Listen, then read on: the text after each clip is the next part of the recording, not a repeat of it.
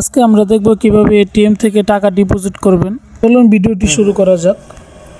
আমরা যখন টাকা ডিপোজিট করব তখন আমরা কার্ডটা ঢুকিয়ে নিব।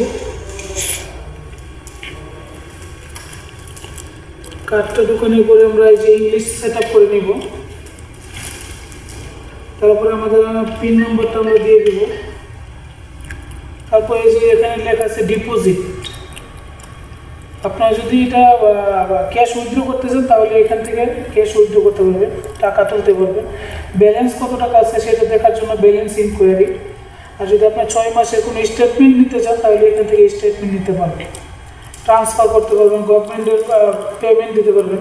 তো আমি আজকে দেখাবো ডিপোজিট কীভাবে করবেন।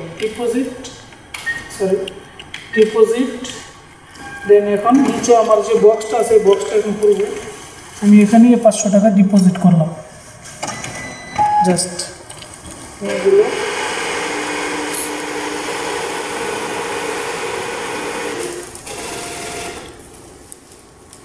এই যে আমার অ্যাকাউন্টে টাকাটা ডিপোজিট হয়ে গেল।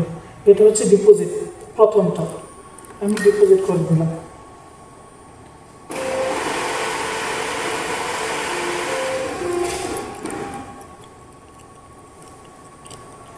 আমার টোটাল যে টাকাটা এখন ডিপোজিট করতে হয়ে গেছে।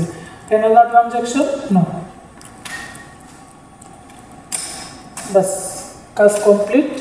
আমার এখনও 500 টাকা আমার এই অ্যাকাউন্টে এখন জমা হয়ে গেছে। আপনারা যদি কেউ জমা করতেছেন টাকা এখান থেকে আপনারা জমা করতে পারবেন, মানে ডিপোজিট যেটাকে করে অ্যাকাউন্ট।